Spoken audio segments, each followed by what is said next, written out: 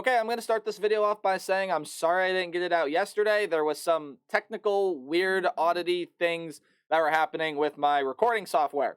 Don't really know what it was about. All I know is that they're fixed now, and we're able to record videos again. So you're going to get 3 today. You're going to get my Ohio State fan reaction, you're going to get my weekly takeaways, and you're going to get my brand spanking new top 25 as well. Quite a few changes there, especially towards the bottom of that list. But hey, welcome to my Ohio State fan reaction series. I'm going to be reacting to the Buckeyes' latest game against the Purdue Boilermakers. Not really much of an introduction to do here, as you see the score on screen. Don't really have a whole lot of bad things to say about the way the Buckeyes played this game. This is going to act more so of a preview for the Penn State game because we all know how big of a game that is. But if you've never seen my videos before, I do more than just talk about Ohio State. As I said earlier, I talk about weekly takeaways. I release top 25s. I do New Year's Six bowl game predictions. I do game preview predictions. I love talking about college football. If you do too, hit the subscribe button and ring the bell so you know when videos get uploaded. But there are more ways than that to help me support this channel. You guys are doing one of them right now just by watching this video, and you guys can do more by liking, commenting, sharing, really anything else you guys are willing and are able to do to help me support this channel is going to mean a lot to me. But enough about that. With all of that out and just done, let's talk about Ohio State football here. It was, top to bottom, for the most part, a really good performance here against the Purdue Boilermakers. You see the final score 41-7, and honestly don't have a lot of bad things to say about the way that we played this game. Now, there are a couple of critiques that, yes, have been a season long that I'm going to sit here and say, but normally this season I've kind of gone through a little bit of what happened in this game. I'm not going to do that here because there's not really a whole lot to talk about other than the fact that it was pure absolute dominance. Now, I know a lot of Ohio State fans out there are still going to say this offense is not where we want it. This offense is not as explosive as it needs to be. Wrong. This offense, yes, true. While it may not be where it was last year, while it may not be where it was 2 years ago, true. It doesn't really need to get a whole lot better than it is right now, except for one very, very key part, and you've heard me talk about this before, but it's the offensive line. Now, Purdue has a lot of very, very good edge rushers. They have a lot of very good playmakers in terms of being able to get into the backfield and disrupt whatever the quarterback or the running backs or the offensive line have going on. But man, this is an offensive line that needs to get their stuff together, especially when you consider the opponent coming up here in, what is it now, 6 days? 5 days? Man, I'm really behind on this video, aren't I? This upcoming Saturday, Ohio State gets to play Penn State. It's a top 10 showdown. It's the big noon kickoff game. It's the college football game everyone is going to be excited about this week. One of the most anticipated games of the college football season. This is a Buckeye offensive line that if they cannot get their stuff together, they are going to get bullied, and Kyle McCord is going to be sacked at least 3 times. However, speaking of that, I thought Kyle McCord today did a very, very nice job at feeling the pressure. That was kind of one of my critiques about Kyle McCord is, no, I don't think we have to change to Devin Brown, although we also did see him in this game. We did see Devin Brown in this game, did complete a pass, which we're going to talk about here in a minute. We'll talk about some of the young guys later, but had had a rushing touchdown in here, almost had 2, but ended up fumbling the ball there. And then Purdue was able to recover in the end zone. But guess what? Our defense is that good. They didn't really go down and score. I'll talk about the defense more later. But back on Kyle McCord. I thought he did a pretty nice job at feeling pressure. And I was really, really impressed with the way that Kyle McCord was able to throw some of these balls, right? There were a lot of throws, especially to who else? Marvin Harrison Jr., that were just put on an absolute rope. And twice, I counted at least, and there were probably countless more times where Kyle McCord threw an absolute dart off of his back foot while he was backpedaling. And as someone who just finished up an intramural flag football season here, that is something that is not easy to do at all. It is hard enough to throw a ball in the tight window that Kyle McCord was throwing it in, especially in the one there in the first drive of the game to Marvin Harrison Jr., the one where Marv just kind of reached around the defender to make the catch. Perfectly thrown ball. Yeah, Kyle McCord was backpedaling through that off of his back foot. Yeah, pretty impressive stuff there from Kyle McCord. Anyone that is still looking at Kyle McCord and saying, oh, Ohio State needs a quarterback change, clearly has not been paying attention. Kyle McCord is the guy that Ohio State needs at quarterback right now. I was very impressed with the way that he threw. Completion percentage is not going to tell it. He was 16 of 28, but did throw for 276 yards, 3 touchdowns, had a QBR of 88.4. QBR of 80 is pretty darn good. He had a QBR pretty darn near close to 90. So pretty good stuff here from Kyle McCord. From what I've seen, I've been very impressed with the way that he's grown, he's developed, and he's played, right? I've been very impressed with the way that he has looked so far this season. And we're going to need that dude that is Kyle McCord this upcoming weekend against Penn State, against a secondary that's really, really good. That's going to be an interesting matchup to watch for sure. Let's talk about the wide receiver room for literally 30 seconds because, I mean, what else do you need to know, right? Marvin Harrison Jr. is a freak. Emeka Egbuka did not travel. He did not play in this game. So Marvin Harrison Jr. had a really good first half, and albeit there were some throws in the second half that normally he comes down with that he ended up not catching. Now, some of them were drops. Some of them were just barely beyond his reach, but there's definitely some things Marvin Harrison Jr. can work on too, especially when you go look at tape of that second half against Purdue. Yeah, Marvin Harrison Jr. proved today, or I guess not today, on Saturday, that he's not human. He makes mistakes too, okay? So definitely still some things to work on for him moving into that Penn State game. Otherwise, the rest of this wide receiver group, I mean, what else do you want me to say? Cade Stover made some unbelievable catches. I love our tight end, Cade Stover. He is quietly flying under the radar as one of the better tight ends in the entire nation. I don't think enough people talk about it, especially when you consider what the tight end at Notre Dame is doing. Mitchell Evans, Brock Bowers, I know is hurt right now. Unfortunately, he just had surgery on an ankle sprain, so 4 to 6 weeks for him. That is really, really unfortunate when you consider some of the opponents Georgia has coming up, but they are on bye this week, so hey, you kind of get a free week there. But Cade Stover made an unbelievable catch in this game, kind of running to, I believe it was his right, moved back to the left to grab a touchdown. Really, really good stuff. Ohio State's had some really, really good tight ends here in the past that act like wide receivers. Cade Stover is one of those guys. He had 2 touchdowns in this game, 4 catches for 53 yards. Really good stuff I'm seeing from Cade Stover. Kind of surprised that Julian Fleming and didn't get more involved here in this game. I just feel like Julian Fleming is going to be the guy that has a very, very high ceiling, is never going to live up to the expectations set upon him when they are, or I should say, he's just someone that's not going to live to the expectations set upon him in the recruiting year. Now, who knows? Maybe the second half of the season, he explodes. Maybe if he comes back next year, he explodes, right? But I just have a feeling that Julian Fleming kind of always will be that 3rd or 4th guy in this Ohio State wide receiver room. He was supposed to be number 2, but man, did Carnell Tate look really, really good. He had 3 catches for 79 yards, including a 55-yard strike from Kyle McCord. And then you have Brandon Inniss in there as well, whose first catch as a Buckeye. He's going to redshirt this year. He's a 5-star recruit, I believe, coming out of the state of Florida. Buckeye fans, you can fact check me on that. But Brandon Inniss is a very, very good talent, and he showed that today. Just the future of Ohio State is really, really bright. On a rope, I know I said I was going to talk about the wide receivers for literally 30 seconds. That you guys know me. You know that was a lie as soon as I said it. Brandon Inniss, on the one catch he had, looked spectacular. And Buckeye fans should be excited for the future of this wide receiver room when you watch that, and the future of the quarterback, too. If Kyle McCord happens to move on to the NFL, Devin Brown put that ball on an absolute rope as well. He wired that thing. That was a very, very good throw. Very, very good catch. Brandon Inniss was able to house it for the final Buckeye touchdown. Okay, let's talk about the 2 parts of this offense that are very concerning, and that is, firstly, the running back room. Here we go again, right?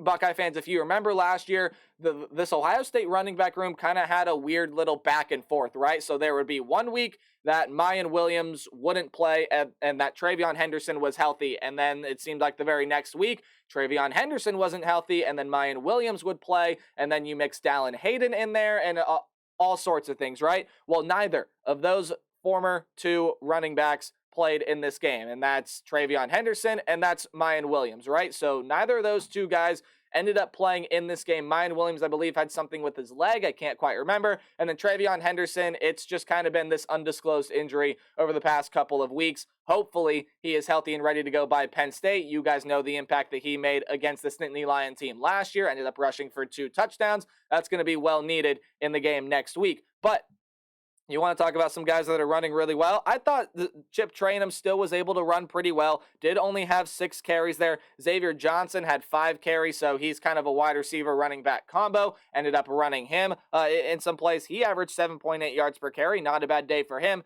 But here was Dallin Hayden. Now, the reason why they are not playing Dallin Hayden is they want him to redshirt, especially with how deep this Ohio State running back room is when it's healthy, right? Travion Henderson, Mayan Williams, with the way Chip Trayanum has been running, you can run X out of a lot of different formations, and you can run them on jet sweeps, and you can run them on all sorts of things, right? Dallin Hayden is a talent that I truly feel, and all credit to Travion Henderson, all credit to Mayan Williams, and all credit to what Chip Trayanum is doing. Genuinely, I feel like Dallin Hayden is the best running back in that room. Now, do they necessarily need him right now? No. However, if Mayan Williams, if Travion Henderson, if even one of those two guys is not able and ready to go in this game against Penn State, I think Dallin Hayden showed in this game against Purdue why you need to play him. Listen to this. In only 11 carries, had 76 yards, 6.9 yards per carry, and rushed for a touchdown here as well. That's a very, very limited sample size compared to what Dallin Hayden can normally do, right? Dallin Hayden has got the vision of Travion Henderson. He's got the bowling ball ability of Mayan Williams, and he is fast. He's got the speed of Travion too. So this is a running back in Dallin Hayden that, while I understand the point to redshirt him, I think you really do need him in a game here that's coming up this week against Penn State, especially while transitioning over to how this offensive line is playing. Now, albeit I did see the offensive line get a little bit better in this game against Purdue. This was an Ohio State rushing attack that averaged 3.9 yards per carry, and I don't believe it allowed never mind. It allowed 3 sacks. Okay, so throw that point out the window. So yeah, this is an offensive line that I did see get better at times, but again, it was still a Purdue team that was able to live in this Ohio State backfield. Now again, like I said, Purdue's got some really good talents up front, and they got some guys that can be very disruptive. Yeah, Penn State has that times 3, maybe even times 4. Penn State is one of the elite defensive front sevens in the entire nation, led by guys like Chop Robinson. That linebacker room is absolutely ridiculous. Penn State is really, really good on the defensive front. They're just really good defensively, period. This is an Ohio State offensive line that's going to have to give Kyle McCord time. Now, again, go back to give credit to Kyle McCord. I thought he did a very nice job at being able to feel his way through the pocket, being able to feel pressure, all of those things. But if this Penn State team is going to live in the Ohio State backfield, the run game is not going to be able to get going, and the pass game may be able to get going only half the time, because this is the Penn State team that legitimately can get at least 3 sacks on this Ohio State team with really out even trying, given the way that this Ohio State offensive line is playing right now. I'm full on expecting Penn State to be aggressive defensively. It's going to be a really, really hard matchup, but that is the matchup that could decide the game. If Ohio State's offensive line is not up to task against this elite Penn State front, the Buckeyes are in some real, real trouble. Now, this is already a game that's going to be really, really close. If the offensive line can't do its job, that's going to be really, really hard to overcome there, right? Now, let's take a look at this Buckeye defense, right? And there was a lot I wanted to talk about with the offense. What do you want me to say about the defense, really? I mean, this is still a defense that is playing really, really well. Now, they did allow a 35-yard pass today, but that is the longest play that they allowed in this game. Still, the Buckeye defense has not allowed a play of over 40 yards against an FBS opponent, right? This is still an Ohio State defense that is looking elite. This is an Ohio State defense that is one of the best defenses in the entire country. Purdue's got some really, really good players. And you know what? Give credit to what Devin Mockabee was able to do in this game, because he ran all over this Ohio State defense. 18 carries, 110 yards, 6.1 yards per carry. He played really, really well, and I've always been a fan of Devin Maccabee's game. It's too bad that Purdue won't make a bowl game this year, because I think Devin Mockabee is really, really good. Hudson Card really struggled in this game, only had a 34.8 QBR, through 19 incompletions while only having 13 completions. It's an Ohio State secondary that is performing really, really well. It's an Ohio State linebacking group that is performing really, really well, and it comes to that experience as well. Now, I know PFF is going to argue with me, and there are not some very good grades coming out of this Ohio State linebacking room. And yes, while it's not perfect, I feel like they've been playing pretty well. So I'm not too disappointed with the way the linebackers have been playing. Yeah, it's probably not our strongest defensive group, but the linebackers, for the most part, I think look really, really good. Now, they are going to need to show up against Penn State, probably show up bigger than they have all season long. But the main complaint about this defense was, yes, it's not allowing the explosive plays like last year, and it hasn't allowed opponents to score more than 17 points yet this season. Again, Maryland being the team that scored the most amount of points against the Ohio State Buckeyes. Notre Dame, a team with a really good offense. You just saw them put up 48 against USC. The Buckeyes held them to 14. Western Kentucky is a very explosive offense. You held them to 10, and so on and so forth, right? But the main complaint about this Ohio State defense is there were a lot of Buckeye fans questioning where the production was from guys like Jack Sawyer, from guys like JTT, from guys on the edge able to get pressure to the quarterback. Well, Buckeye fans, I think you got your answer here this past week. There were 9 tackles for loss in this past game. 1.5 of them each go to JTT and Jack Sawyer. 2 of them come from Tyleik Williams. I know he's a guy that roams the middle of that defensive line there. But then you also have some really good young edge rushers that got there as well. And 3 sacks. And split them between Jack Sawyer and JTT. They got home to the quarterback. That's going to be huge in this game against Penn State. You have to be able to get to Drew Aller and expect this Buckeye defense to be really, really aggressive as well. Expect this secondary to be very, very aggressive because this is a Drew Aller-led Penn State team that, yes, while Drew Aller has performed pretty well so far this season, this is really going to be Penn State's first big, true test, and Drew Aller has still yet to get the downfield passing game working. So it's an Ohio State secondary that's got to be up to the task, cannot leave receivers open, and make Drew Aller throw the ball downfield. Be aggressive on some of these check down routes, on some of these short routes, because Drew Aller likes to get the ball out fast. He doesn't take many shots down the field, and even when he does, it's not really the most effective thing. So if you are the Ohio State Buckeye defense, look, this defensive line over the past couple of weeks has really started to ramp up its play. And if you guys remember what JTT did against this Penn State team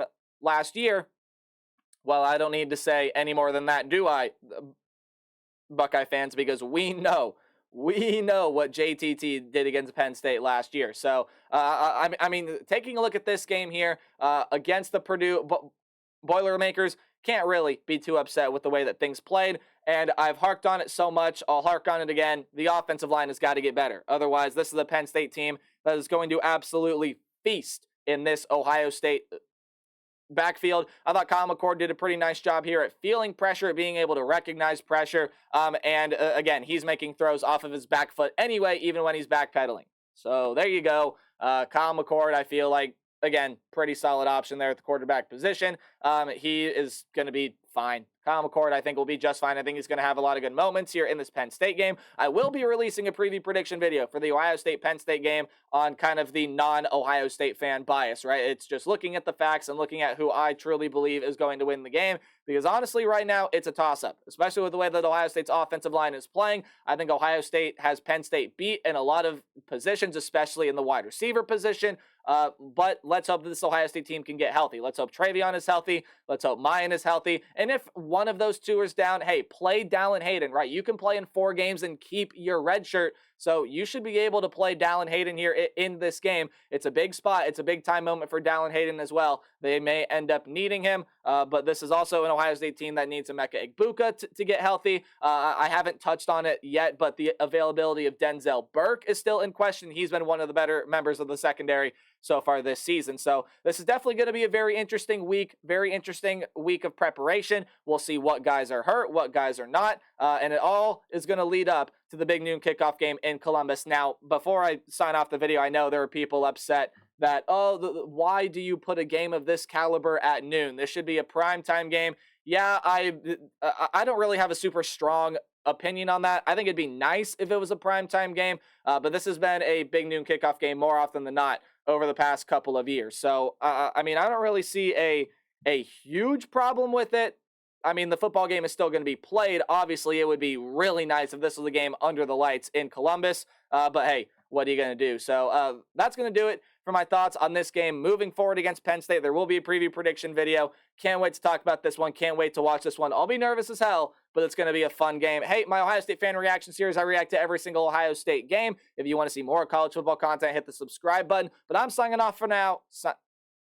Whatever. I'm signing off for now. Remember to play hard, but tailgate harder. I'll see all you guys in the next video. Goodbye.